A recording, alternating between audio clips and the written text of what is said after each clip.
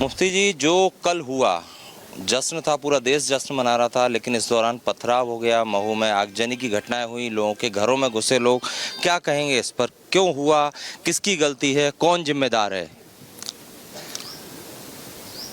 बहुत बोल बोल के थक गया हूँ मैं इस टॉपिक को।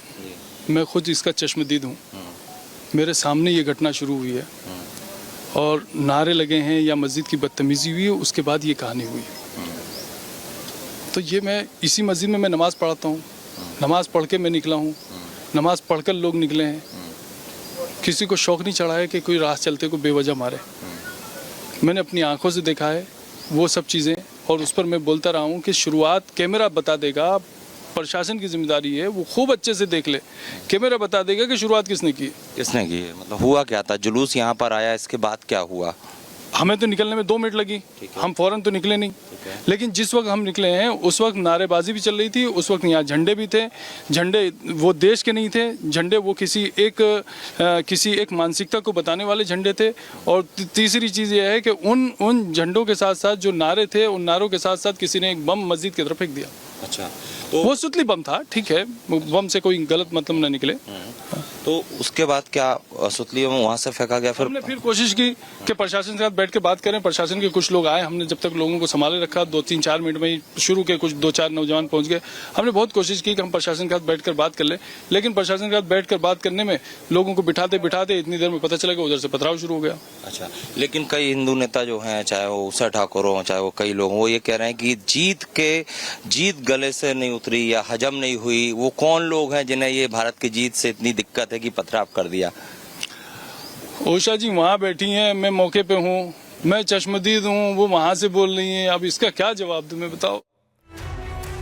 तो भारत के चैंपियंस ट्रॉफी जीतने के बाद जिहादी मानसिकता के लोगों ने महू में माहौल बिगाड़ने की साजिश की। एक्सक्लूसिव रिपोर्ट दिखाता है आपको।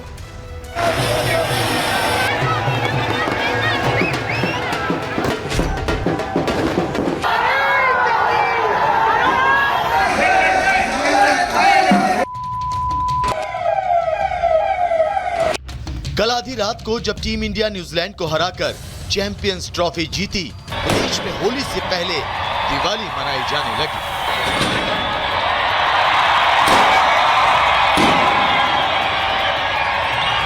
इंदौर के महू में भी भारत की जीत का जश्न जोरदार तरीके से मनाया जाने लगा।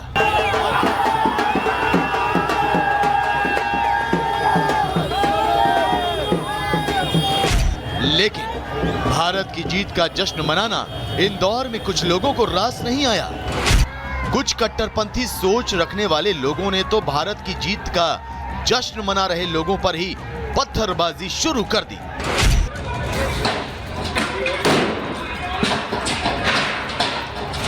और कहा जा रहा है कि ये पत्थरबाजी एक मस्जिद के पास से की गई।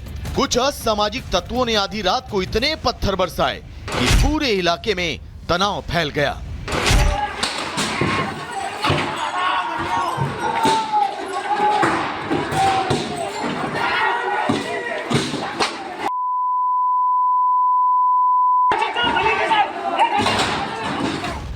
इन लोगों के सिर पर तो मानो खून सवार था। देखिए कैसे कानून को ताक पर रखकर ये लोग पत्थर मार रहे हैं। जिन सड़कों पर कुछ देर पहले तक भारत माता की जय के नारे सुनाई दे रहे थे, वहां नफरती नारेबाजी होने लगी।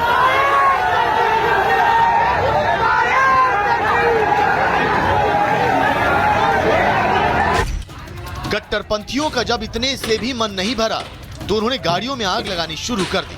घरों के बाहर जहां जहां गाड़ियां खड़ी थीं, इस नफरती गैंग ने उन गाड़ियों को फूंक डाला और तो और कई दुकानों को भी आग के हवाले कर दिया।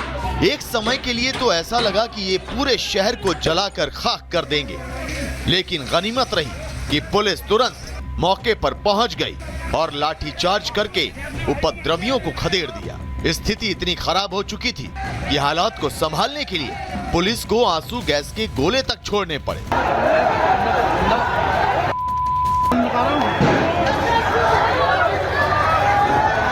मैच के संबंध में उसमें जुलूस के दौरान कुछ उसमें तनाव की स्थिति उत्पन्न हुई। उसके बाद जो है उसमें कुछ पथराव और आगजनी की घटनाएं हुई हैं। पूरा इसमें जो वैधानिक कार्रवाइयाँ हैं वो पूरी करेंगे हम अभी, और उसके अनुसार जिसमें जो लोग दोषी पाए जाएंगे उस पर भी हम कड़ी कार्रवाई करेंगे। वहीं बवाल की खबर मिलते ही महू विधायक उषा ठाकुर भी मौके पर पहुंची और इस बवाल को कुछ लोगों की सोची समझी साजिश का हिस्सा बताया।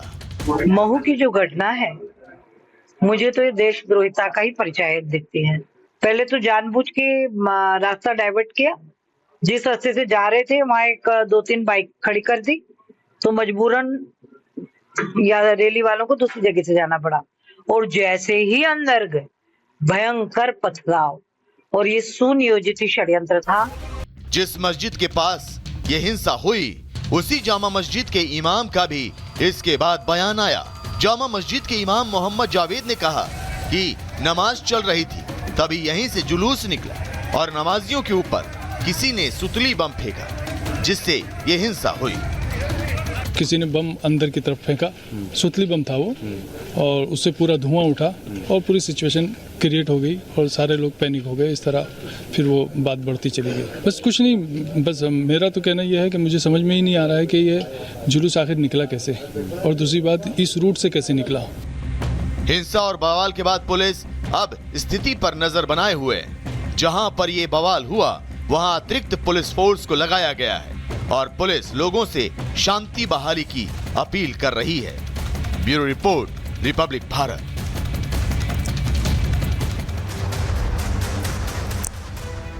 बढ़ते आगे, जम्मू कश्मीर के कठुआ से एक बार फिर 2 नाबालिग लापता बताए जा रहे हैं। दोनों घर से बकरे चराने के लिए निकले थे लेकिन वापस नहीं लौटे। इससे पहले कठुआ से ही लापता 3 लोगों के शव मिले थे, जिसे लेकर लोगों में आक्रोश है। रिपोर्ट देखिए।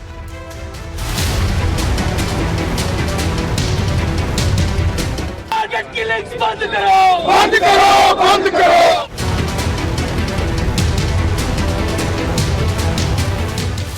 जम्मू कश्मीर में जब से अब्दुल्ला सरकार आई है, तब से लगता है आतंकियों के पर एक बार फिर खुल गए हैं। आए दिन कहीं ना कहीं ग्रेनेड हमला, कहीं सेना के काफिले पर हमला, तो कभी निर्दोष लोगों को ही टारगेट किलिंग का शिकार बना रहे हैं। कठुआ में ट्रिपल टारगेट किलिंग का दर्द अभी थमा भी नहीं था। परिजन के आंखों के आंसू सूखे भी नहीं थे कि कठुआ से ही 2 और नाबालिगों के लापता होने की खबर मिली। दोनों ही लड़के कठुआ के राजबाग में घर से बकरे चराने निकले थे। रिश्तेदारों ने बिलावर, बसोहली और पंजाब में तलाश की, लेकिन लड़कों का पता नहीं चला। पुलिस ने FIR दर्ज कर जांच शुरू कर दी है। इससे पहले कठुआ में शादी समारोह से लौटने के दौरान लापता हुए 3 ही लोगों के शव बरामद हुए थे। इन 3 को आतंकियों ने जम्मू कश्मीर के कठुआ में टारगेट किलिंग का शिकार बनाया। 3 ही शख्स एक ही परिवार के थे, जिनकी हत्या कर उनका शव मल्हार इलाके की ऊपरी पहाड़ियों पर फेंक दिया गया था।